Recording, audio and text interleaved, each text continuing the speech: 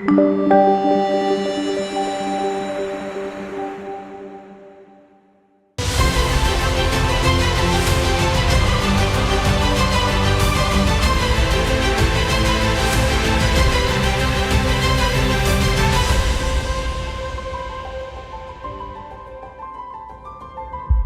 I'm Jerry Hobbs, and I want to welcome you today to some very precious readings from the Word of God.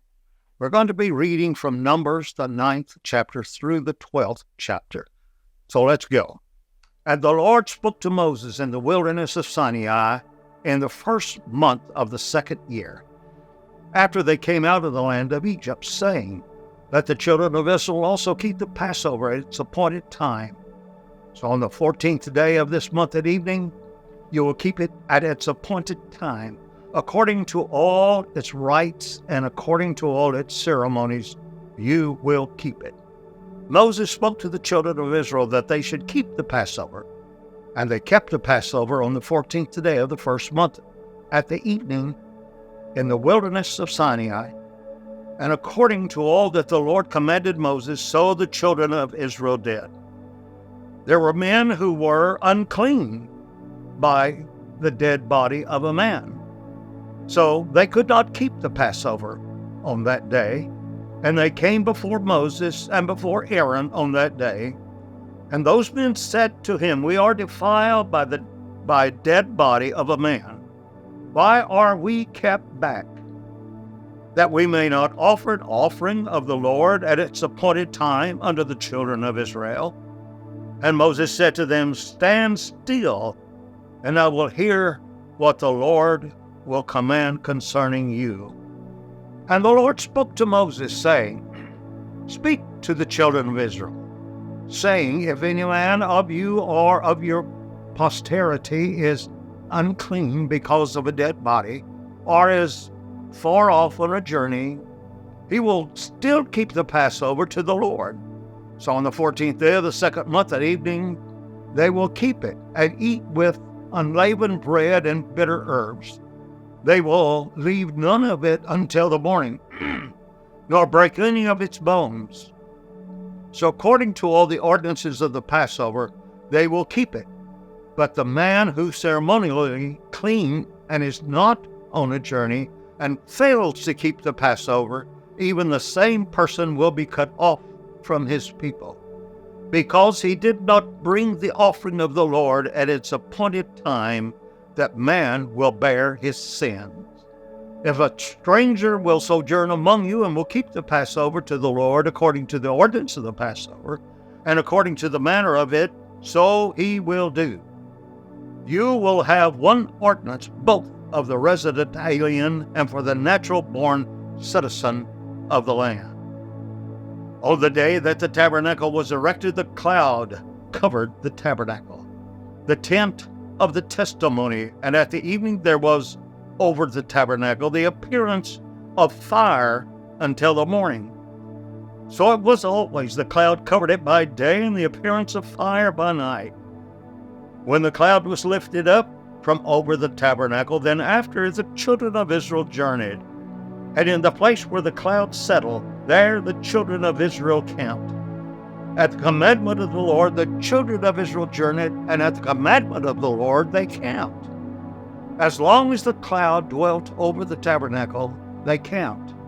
When the cloud remained many days over the tabernacle, then the children of Israel kept the charge of the Lord and did not journey. But when the cloud remained a few days over the tabernacle, according to the commandment of the Lord, they dwelt in their tents. And according to the commandments of the Lord, they journeyed. When the cloud dwelt from evening until morning, and the cloud was lifted up in the morning, then they journeyed. Whether it was by day or by night that the cloud was lifted up, they journeyed. Whether it was 2 days or a month or a long time that the cloud dwelt over the tabernacle, the children of Israel dwelt in their tents and did not journey. But when it was lifted up, they journeyed. At the command of the Lord they camped, and the command of the Lord they obeyed, and they journeyed. They kept the charge of the Lord at the command of the Lord by the hand of Moses. Chapter 10. And the Lord spake to Moses, saying, Make for yourselves 2 silver trumpets. One of a hammered work you will make them, and you will use them summoning of the assembly and directing the breaking up of the camps. For when they blow both of them, all of the assembly will assemble themselves to you at the door of the tent of meeting. If they blow only one, then the leaders who are heads of the thousands of Israel will gather themselves to you. When you blow an alarm, then the camps that lie on the east will set out. When you blow an alarm the second time, then the camps that lie on the south will set out. They will blow an alarm for their setting out, but when the assembly is to be gathered together, you will blow, but you will not sound an alarm. The sons of Aaron, the priest, will blow the trumpets, and they will be to you as an ordinance forever throughout your generation. And if you go to war in your land against the enemy that oppresses you, then you will blow an alarm with the trumpets, and you will be remembered before the Lord your God, and you will be saved from your enemies. Also in the day of your gladness and at the appointed days and in the beginnings of your months, you shall blow the trumpets of your burnt offerings over the sacrifices of your peace offerings, that they may be a memorial for you before God. I am the Lord your God. It was on the 20th day of the second month, the second year, and the cloud was lifted from over the tabernacle of the testimony.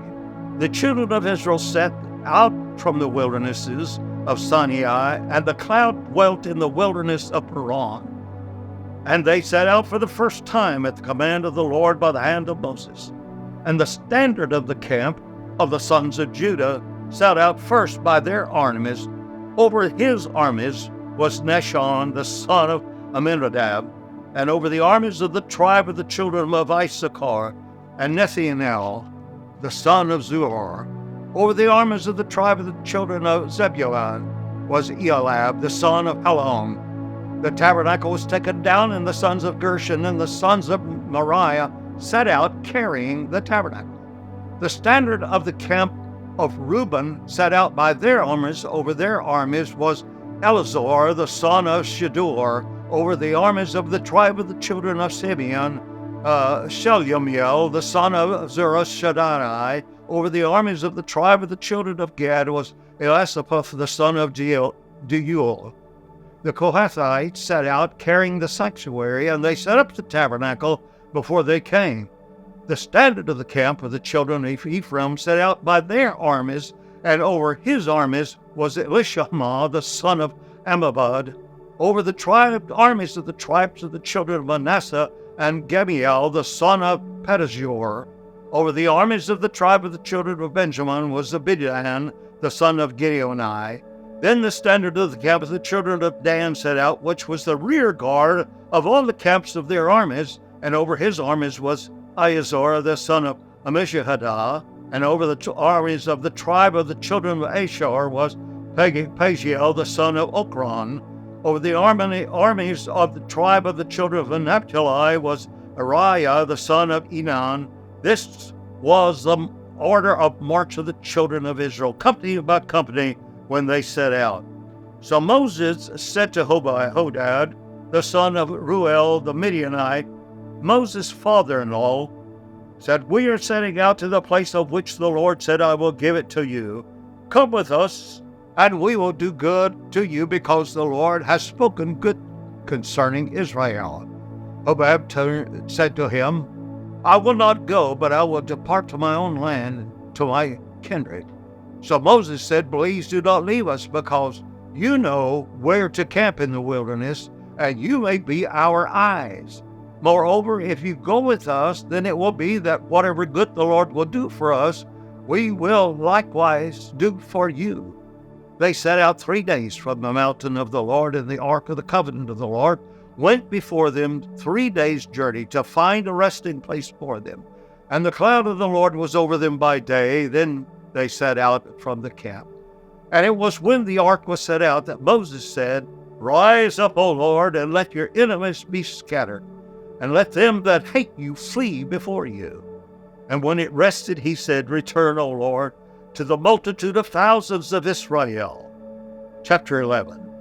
Now when the people complained openly before the Lord heard, and his anger burned.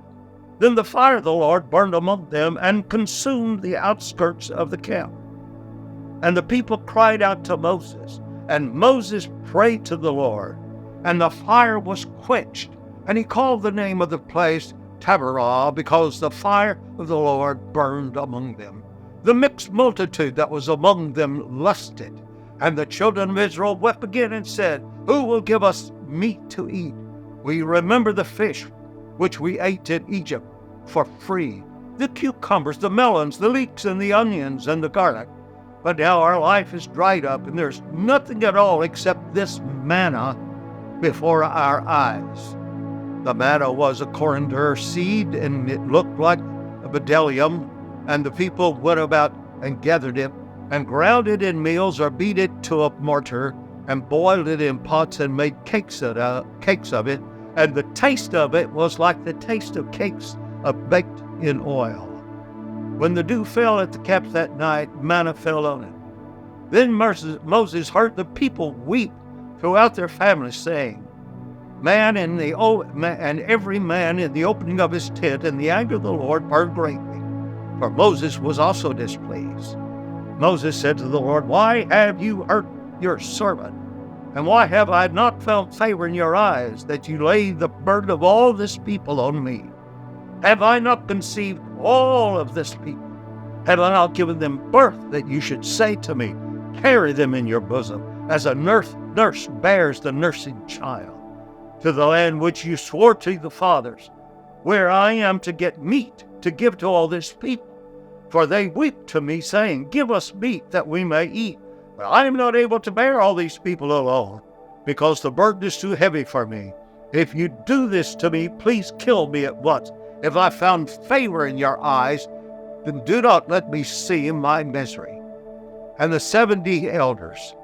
Then the Lord said to Moses, Gather to me 70 men of the elders of Israel, whom you know to be elders of the people, and officers over them, and bring them to the tent of meeting, that they may take a stand there with you. And I will come down, and I will speak with you there, and I will take the Spirit which is on you, and will put it on them, and they will bear the burden of the people with you also, and you will not hear it by yourself. And say to the people, Consecrate yourselves for tomorrow, for you shall eat meat.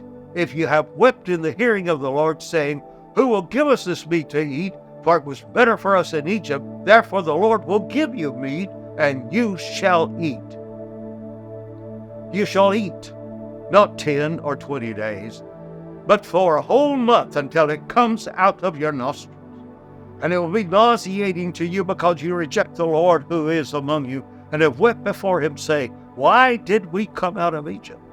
Moses said, The people I am with numbered 600,000 foot soldiers. And you have said, I will give them meat that they may eat a whole month. Will the flocks and the herds be slaughtered for them to satisfy them? Or will all the fish of the sea be gathered together for them to satisfy them? And the Lord said to Moses, It is the hand of the Lord shortened. Now you will see my word will you to you or not. Moses went out, and he spoke to the people with the words of the Lord, and gathered the 70 men of the elders of the people, and set them around the tabernacle. And the Lord came down, and in a cloud spoke to him, and took the Spirit that was on him, and gave it to the 70 elders. And when the Spirit of the Lord rested upon them, they prophesied, but did not do it again. But 2 men remained in the camp. The name of one was Eldad, and the name of the other was Medad. And the Spirit rested upon them. They were among those listed, but they had not gone out of the tent. And so they prophesied in the camp. And a young man ran and told Moses and said, Eldad and Medad prophesied in the camp. Then Joshua, the son of Nun, the assistant of Moses, from his youth, answered and said, My Lord Moses, forbid them. And Moses said to him, Are you jealous for my sake, or that all the people of the Lord were prophets, and the Lord would put his Spirit upon them? And Moses returned to the camp, he and the elders of Israel. Now a wind from the Lord started up, and it swept quail from the sea and let it fall beside the camp, about a day's journey on this side and a day's journey on the other side, and around the camp and about the 2 cubits above the ground. And the people stayed up all the day, all the night, and all the next day, gathering the quail, which numbered about 2 feet deep or 3 feet deep. Those who gathered least gathered 10 homers, and they spread them out for themselves all around the camp, while the meat was between their teeth, and it was before it was chewed. The anger of the Lord burned against the people, and the Lord struck the people with a very great slaughter. And he called the name of the place Hillbroth and Hadavah, because they buried people who had the craving. The people journeyed from Kidroth and Hatavah to Azaroth, and they camped at Hazeroth. Chapter 12. And Miriam and Moses spoke against Moses because of the Cushite woman whom he married. For who he had married a Cushite woman, they said, has the Lord spoken only by Moses? Has he not spoken also by us? And the Lord heard it. Now the man Moses was very humble, more than all the men on the face of the earth. And the Lord spoke at once to Moses and to Aaron, to Miriam, come out, you there, you 3, to the tent of the meeting. And those 3 came out. The Lord came down in a pillar of fire and stood at the opening of the tabernacle and called Aaron and Miriam, and they both came forward. And he said, hear now my word. If there is a prophet among you, I, the Lord, will make myself known to him in a vision, and I will speak to him in a dream. Not so with my servant Moses, for he is entrusted with all my house. Face to face I speak with him clearly. Not in riddles, and in the likeness of the Lord will he behold. Then why were you not afraid to speak against my servant, against Moses? And the anger of the Lord burned against them, and he set out when the cloud went away from the tabernacle. And Miriam came leprous as snow, and Aaron turned toward Miriam and saw that she was leprous. And Aaron said to Moses, alas, my Lord, do not lay the sin on us, which we have done foolishly, and which we have sinned. Do not let her, Miriam, be as the dead. And when he goes out of his mother's womb, half his flesh is eating. And Moses cried out to the Lord, saying, O God, heal her, I pray. But the Lord said to Moses, if her father had but spit in her face, would she not be ashamed 7 days? Let her be shut out of the camp 7 days, and afterwards she may be received again. Miriam was shut out from the camp 7 days, and the people did not set out until Miriam was brought in again. Afterward, the people set out from Hazeroth and kept in the wilderness of Parath.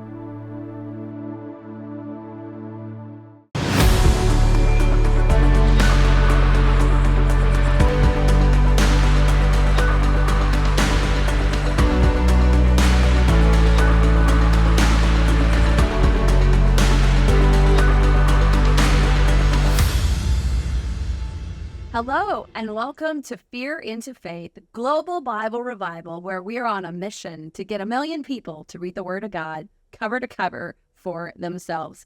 My name is Summer Day, and I have the privilege of being in the studio with Pastor Jerry Hobbs. Hello, sir. Thank you. It's my privilege to be here. Thank you for spending your day with us. Now, we call you Pastor Jerry Hobbs, but before we move on, you were telling me you're known by a lot of names. People call you JD, Jeremiah. Hey, you. Pops, Papa. Yep, all the above. And I answer to all those too. Yeah. Especially if there's food. Oh, especially if there's food. If there's food on the table, call them whatever you want. Get out of the way. So great. My first question, we have to ask the obvious one. How many years young are you, my friend? I'm 85 years of age. I love it. And how long you been a pastor? I've been in ministry 64 years. 64 I was a pastor nearly 50 years, and then I went into church planting evangelism, which we would go into areas where there was no gospel church there, preaching the gospel, and we would start a crusade. I mean, just put up a tent, and we had some music going, and people stopped by, and that's how we started. In 8 weeks, we'd have 300 to 400 people saved, filled with the Holy Spirit, and a new church birthed in that area.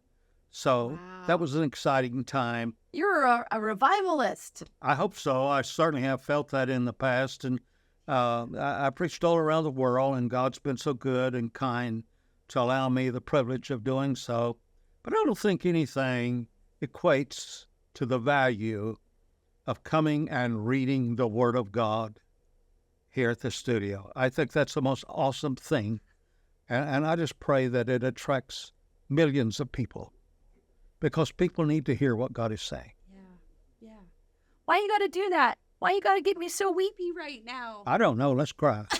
You're just moving me to hear you say you're 64 years of ministry and you think that this project is just really special. Well, here's where that number comes. Yeah.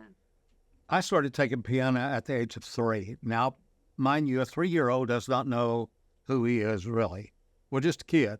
We do what mom and daddy say. But when I sat down at the piano, the teacher was alarmed when she put the music up there, which was very simplistic, that I not only could read that, but I could add to it. So I went from 3.5 years of age to 13 years taking music, and I was called a prodigy. And I didn't even know what prodigy meant in those days. And it meant little to me, meant even less to mother and dad. Mm-hmm.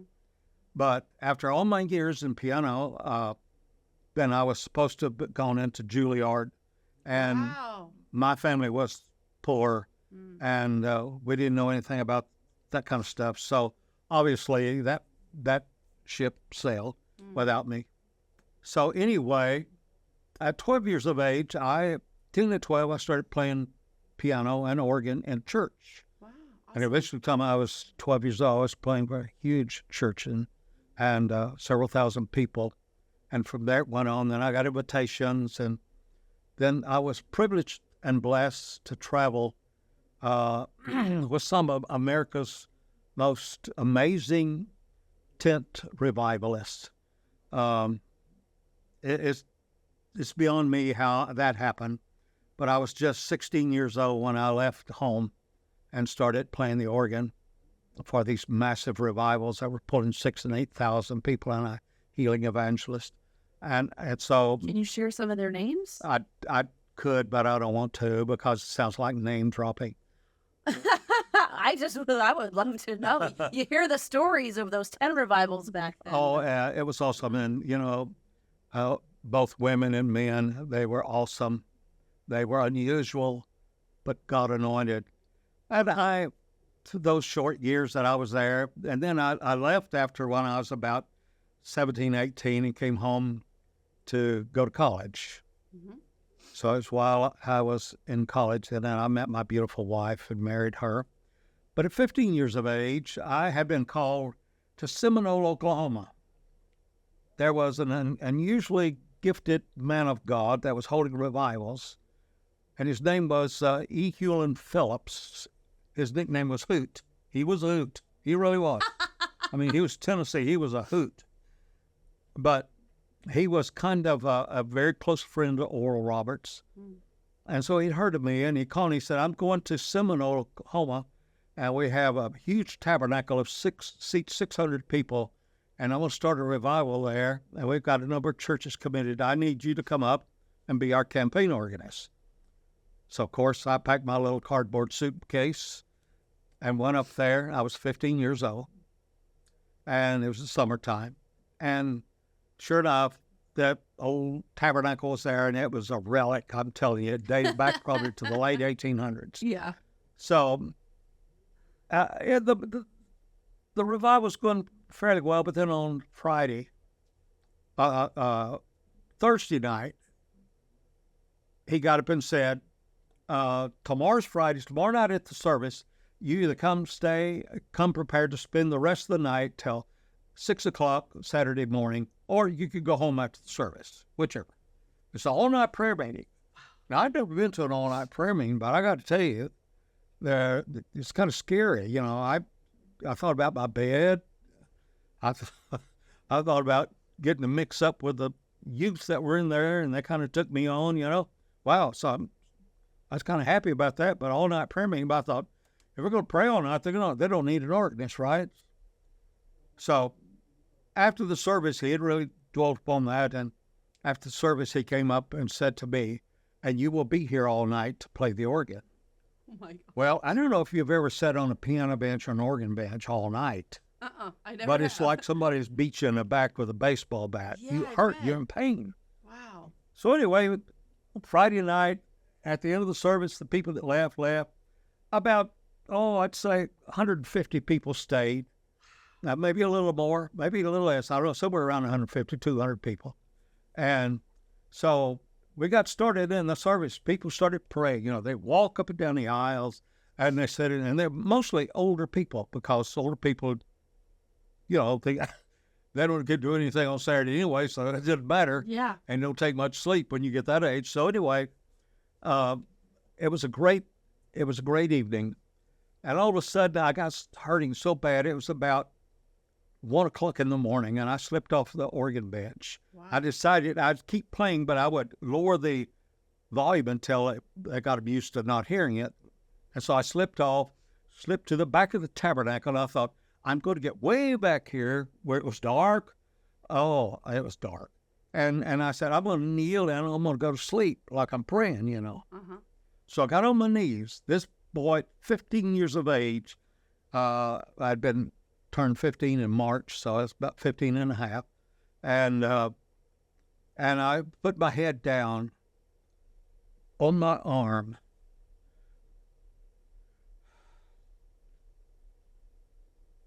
When something transpired, Wow. it was beyond words. I heard a voice. I heard a voice saying, I need you. So I said, did you hear God? I don't know. It could have This been is like the most horrible part to have to pause you, but I do. So hold that thought. Okay. It's so good, but we have Okay. to take a commercial break. Oh my goodness. We'll be right back after this. Welcome back. I have to apologize. That was the most non-ideal time to take a break. Oh, Jerry, you're amazing. And you were sharing how you'd been playing the organ, and it was 1 o'clock in the morning, and you slipped away, and you thought you'd pray but fall asleep, and then Well, it was an all-night prayer meeting. yeah, And just probably 150 people there. yeah. So they were all gathered around the front, but I'd slipped to the back of the tabernacle and was going to sleep. And I got settled in, and something hit me. And I'm not being demonstrative when I tell you I'm not that easily moved. I mean, I've heard it all, seen it all. But I still believe that God still is omnipotent. I still believe he moves. He has the power to move upon people's lives Yeah. in a very revealing way. And while I'm getting settled in, I heard this booming voice said, I need you. I bolted up. When I did, I felt the Spirit of God came upon me in such an unusual way, unreal way. I've been raised in a church, the full gospel church. I've seen this. I've never been a participant. And all of a sudden, there's like God broke my heart into a million pieces. You can check out the rest of this interview right here or by going to BibleRevival.tv. And if this show has blessed you, you can help us bless others by partnering with us for as little as $20 a month and help us to expand the reach of this show. We'd also like to invite you to join our Kingdom Discipleship Program, where you have an opportunity to get on weekly Bible Zoom calls with us and people around the world to deep dive into His Word. And you can check all that out at BibleRevival.tv. I'll see you next time, my friend.